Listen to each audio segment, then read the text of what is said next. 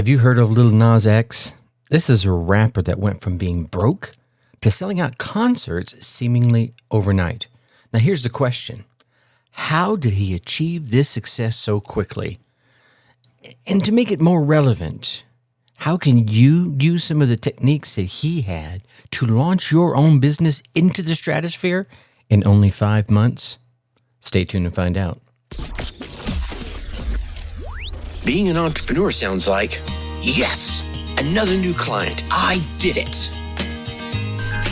But it can also sound like, I am really not understanding this technology, and I'm feeling so overwhelmed. Am I even cut out for this?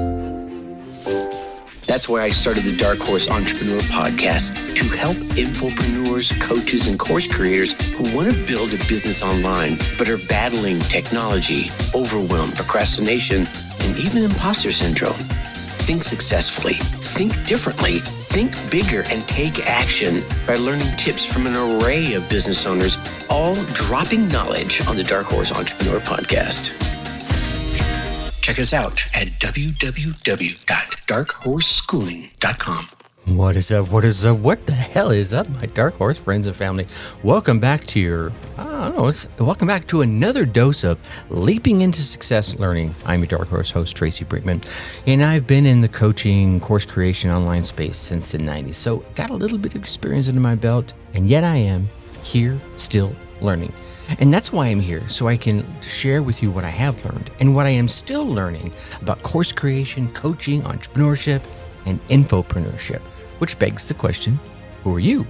And here's the thing for that. For me, I think that's infinitely more important. But I think you are a driven entrepreneur, more specifically, an infopreneur, either with or seeking a coaching and online course model in your business, or perhaps hoping to have that very, very soon. Either way, you're here because you're ready to start, restart, kickstart, just start leveling up with some great marketing, personal, or business tips and results. Very important to have those results in order to build that beautiful business of yours into the empire it absolutely deserves to be. That's why I'm here hitting you with another solo success episode coming to you straight from the Dark Horse HQ as we dive deep into infopreneurship, entrepreneurship, and course creation success by giving you some actionable advice, tips, and steps designed to help you level up your game, because we already know there are zero shortcuts to success except for taking those little steps towards your goal every single day. All right, so we got a little bit of a different spin on things. My necklace is jingling there. I gotta keep that quiet. A little bit of a different spin today. I mean, we're not going to be talking about somebody who's this amazing infopreneur, coach, or course creator. However, has done some amazing things that I think we can learn from. And so let's talk about Lil Nas X. Now, Lil Nas was this college dropout, and literally he was sleeping on his sister's couch. His bank balance was not just zero, it was actually less than zero, which means he owed in overdrafts and fines to his banks. His prospects were really wah, wah, wah. I got the sound effect here. His prospects were... They were terrible, and no one out there would bet on him. And they would even bet that they would not see him where he ended up 5 months later, much less betting on the fact that he's going to get out there and break Mariah Carey's record for the most consecutive weeks at number one on the charts. Now, most musicians and artists and even entrepreneurs take entirely the wrong approach at work. That probably means you. I know it means me. I know I've done this. We've spent all of our time creating the little to no time. Let me rephrase this. We spend all the time on the non-productive stuff, right? And in this case here, I'm really talking about they spent little or no time promoting and marketing. And I think about this when I talk to fellow podcasters. I think one of the biggest questions I hear from them is, how do I get more people to listen to my podcast? And I usually follow that up by asking them a simple question. Well, how much time do you take producing your podcast, right?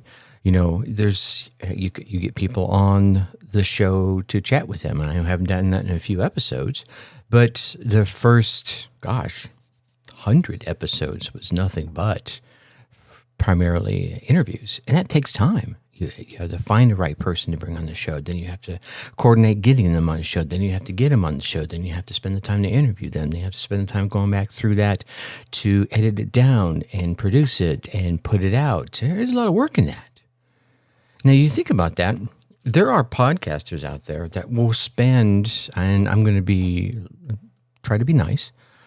There are folks out there that I've heard coming from their lips, not mine, that they spend 8 to 16 hours per episode. Oh my God. Right? Now imagine the average episode, 30, 45, maybe minutes, an hour. All right? We're not talking the Joe Rogans of the world out there. And then you'll follow that question up by, okay, now how much time have you spent promoting your podcast? So if you put out just 4 episodes a month and you're spending 16 hours per episode, right? That's 64 hours that you've spent just producing that content, that 2 to 4 hours worth of content. How much time did you spend promoting it? Oh, I don't know. A little bit. Yeah, see? So I think if they would think of their product, or if they thought their product was good enough, that would, how do I want to say this? I know. I think they think their product is so good that it's going to sell itself. Well, that's not true, right? And even if it was good enough to sell itself, no one's hearing it, right? If you don't put it in front of people, how can it sell itself? So this is where Lil Nas stepped up, right? When Lil Nas X had dropped out of college to pursue music, he spent the majority of his time on Twitter making friends. He discovered that posting memes would win him some followers, and then within no time, he had himself like 30,000 followers. Now, what's this all about? A musician that spends far more time on Twitter posting memes than making music. Yeah, that's right. As an online marketer, you're going to find that building an audience pays far more than creating the perfect product. After all, once you have the audience, you could sell affiliate products. You don't need to create your own products. You don't have to have your own product right now. So if you're one of those entrepreneurs or coaches out there who don't have their own product yet, find an affiliate product that aligns with you. And I've had episodes about affiliate products. Please go check those out. And if what I'll do is I'll drop down there in the show notes what the episode numbers were, so you can go learn more about that. But let's get back to Lil Nas X here, right? His plan he devised was to use the followers of his Twitter feed to promote his music. But then here's it, right? He ran into a problem, right? And the problem, as you can imagine, is he would post a funny meme, right? Some cool picture with words underneath it, and he'd get 2,000 retweets. Then he'd post a song, and he'd get 10. Right? We've all felt that. You're out there, you're doing your thing on Facebook, you're posting all the great content, and you post something about your service or your product, and you get that wah, wah, wah. And this is where a lot of artists and entrepreneurs might say, it doesn't work. Twitter doesn't work. Facebook doesn't work.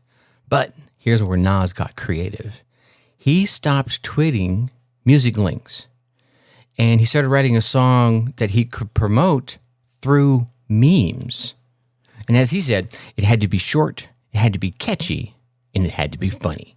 Now think about the memes, right? They're short, right? You can just look at them real fast. They're catchy. Usually there's some cool little image that catches your eye and hooks you. Does that thumb scroll stop? And they make you giggle. There's something usually funny, whether it's satire or dry humor, it doesn't matter, but they're funny. So it's all about giving people what they want rather than what you like them to have. How many times have you heard me talk about that? Here's the thing. Nas wanted them to have his songs. His followers wanted short, catchy, and funny instead. So as a result, he made Old Town Road. Nas paired it with a video of a dancing cowboy and shared it with his followers. Now, when this video went viral, Nas knew exactly what to do next. he made more short videos with the Old Town Road tune and then a full-length song linked underneath. The views started piling up, and Nas went from a completely unknown artist to a rising star. That was the wrong one. It's supposed to be this one. He went from an unknown artist to a rising star. Next, he moved from Twitter to TikTok and then went on to the country, right? Billboard's country music charts. What? Wait, I can hear you thinking, Old Town Road? That isn't a country song. No, it's not. But the country music charts are far less competitive than other categories. Again, Nas was thinking like a marketer, listing the song as country in order to get it to the top of the charts and get free publicity. Ooh, right? You can hear the little bells going off. It's magic. Now, mind you, about a week later, Billboard did remove the song for it not being country. As they say, there's no such thing as bad publicity, and Billboard's decision to turned out to be good for Old Town Road because it got to be a national talking point for the song. 2 weeks later, it was number one. Did Nas stop there? Next, he began creating creative remixes of some of the music's industry's biggest names. See, Billboard has a loophole whereby a remix play counts towards the original song charts placement. So with each remix, millions more streaming the song, this started locking Old Town Road into the number one space on the charts. 17 weeks later, Mariah Carey's record for being in the number one spot for the most consecutive weeks was shattered. Now remember, just 5 months earlier, Nas was sleeping on his sister's couch with a negative balance in his bank account. 5 months. 5 months. What first seemed impossible now seems simple as pie. Now, there wasn't luck involved here, and it wasn't this amazing skill set. Anyone, many of us have done it, anyone can make a funny short meme and videos that can go viral. True, right? You don't have to be a musician, and you might not be a musician, but it doesn't matter. That's the point. Figure out what people will share with others in your niche and give them lots of that to grow your followers. Now, here's a few marketing tips we'll say that are right from Nas. Marketing tip number 1, make your product easy to find. Nas knew that people watching the video would search for the full song. That's why he changed the song title on YouTube and SoundCloud to include the lyrics from the viral video. Quote, I think it was, "I got horses in the back," right? And he also posted it on a subreddit, Name That Song, to get ranked on Google. This made it easy for anyone who was searching for the video to find the song. All right. Marketing tip number 2, jump in and take action. Stop sitting around on the couch in front of your laptop at your desk trying to find the next magic bullet. Here's the thing, Nas did not get lucky. Things didn't just happen for him. He made them happen. He didn't wish people would start forwarding his songs. He found a way to make people want to share his songs with everyone else. Amazing tip number 3, market to people the way they want to be marketed to. You see, people really want to share short and funny. So that's what he gave them. He wrote a song that he knew would be infinitely shareable. Some musicians, with no doubt, say that Nas sold out to commercialism. But if you think about it, right, if you want your music to be heard or you want your products to get out there to be sold, you had better darn well find a way to get it to the people and to get the people to want to share it, right? We talked about this in a couple of episodes just back behind this one, that if you get it out there and people believe in it, right, they can become your advocates, right? For him, it was these short, funny, catchy snippets, yeah? Marketing rule number 4. Play by the rules and win. You see, the Old Town Road is shorter than most songs because he didn't have a last chorus in it. This made listeners replay the song to hear the chorus again. A stream doesn't count as a stream unless it's streamed for over 30 seconds. Would you like to guess how long the chorus is? Yeah, it's just over 30 seconds. By making a small change, but still following the rules, he was able to nearly double his streaming listens. Now, think about that a second. He had to get them to listen for at least 30 seconds. So he made the chorus 30 seconds. And because they wanted to hear the chorus again, they would re-listen to it. Yeah, doubling his streaming counts, promoting the video started rising to the top. Here's a thought I want you to really, really hear today. Anything is possible, including massive success in a ridiculously short period of time. Yeah, as really evidenced by this story, and we've seen other stories like this where people they came out of the woodwork like gangbusters. Now, some of them weren't, laying on their couch 5 months ago. Many of them had been grinding away, and I'm sure Nas had been grinding away at some version of his music in the background, so that gave him the ability to create his music like this and experience his 5 months meteoric rise to fame. Now, would you bet that someone living on a couch with zero money could unseat Mariah Carey in 5 months? Yeah, I wouldn't. I mean, I wouldn't take that bet. And if he could do that, if you could do that, and you can, what else are you capable of? See, going viral is indeed something you can do. They likely say that if you put out enough great content, sooner or later, some of it, just some of it, might go viral.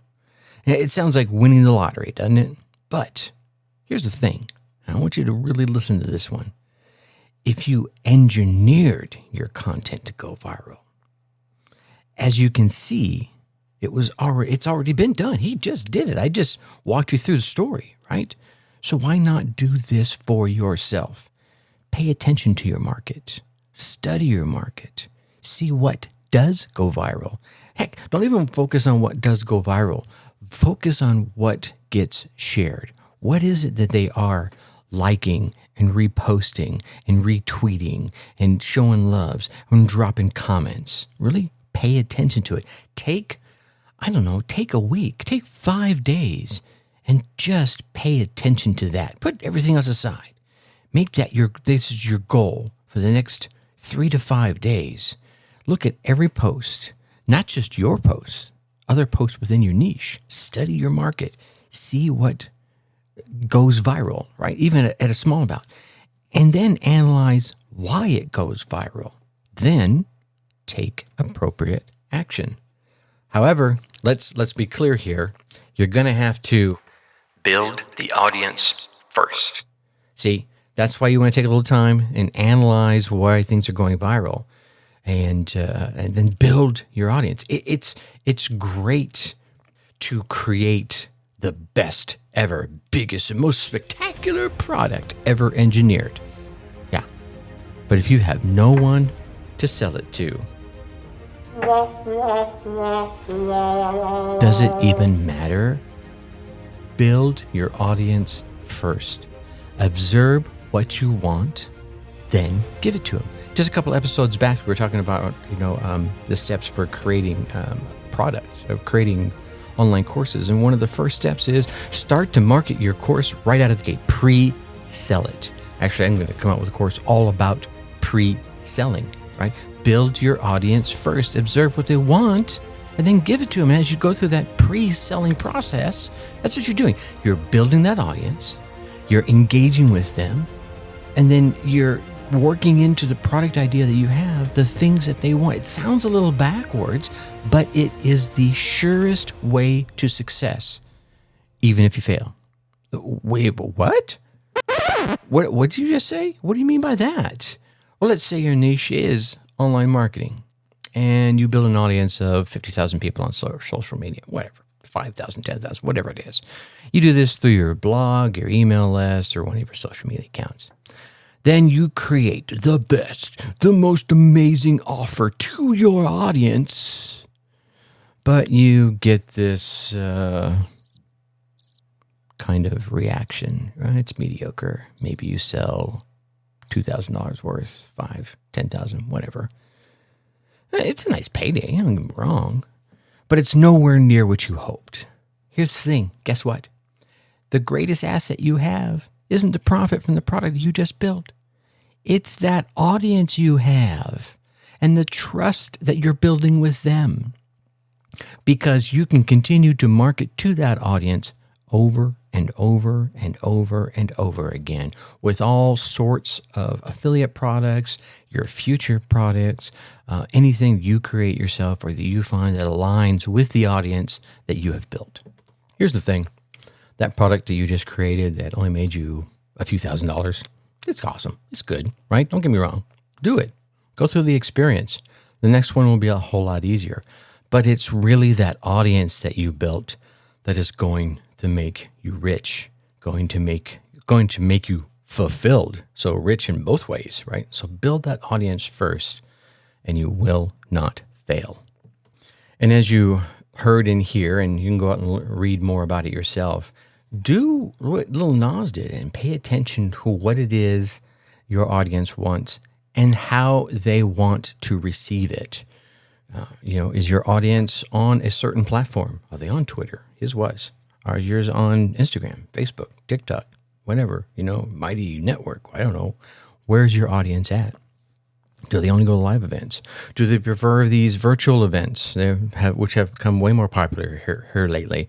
Find out what it is, where they are, how they like to receive their information, their product, their content, what it is that they're sharing. There's that analysis I was telling you to just take an hour a day for a week, and I bet you can figure out really fast, oh, wow, they really like short, snappy videos, or they like catchy little memes. I don't know. Maybe some of them will actually like some long-form content. You will see some long-form content getting forwarded and getting pretty popular.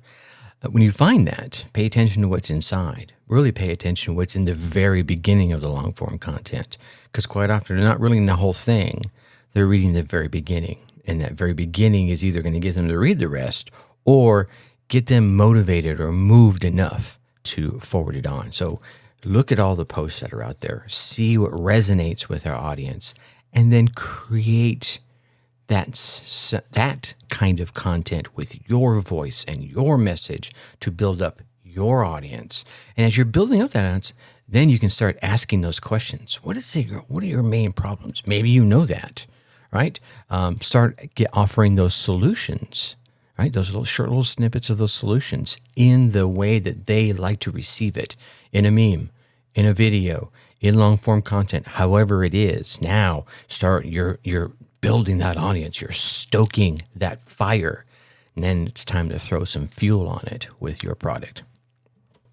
All right, that's all we got for today. In our next episode, I want to share with you some free traffic methods that work even for brand new websites. All right. Now, by the way, I know you want to keep getting these amazing episodes. Well, I'll call them amazing episodes because they're mine. Hopefully you're finding the value and you want to keep getting them. And if you do, please go on down there, make sure whatever platform you're on, you're hitting that subscribe button and leave us a 5-star rating. And I ask that not because I want you to pump up my ego. It's more so that it is these ratings, subscribes, ratings, and reviews that tell whatever platform you're listening to this on. It tells those algorithms that you are getting that value. Gives us a little lift in the rankings so we can reach more driven entrepreneur and infopreneurs just like yourself. So please take a moment, show the love, and help spread the word. In the meantime, get out there, run your race, get your results. Let me hear about it. Serious, right? Tracy at darkhorseschooling.com. Tell me the tip or idea that you came away with, how you put it into action, and what results you got. Heck, you might be featured on an upcoming episode. Until next time, think successfully and take action. Thank you for listening to the Dark Horse Entrepreneur Podcast. Thanks for tuning in. Check us out at www.darkhorseschooling.com. All right. My name is Tracy Brinkman.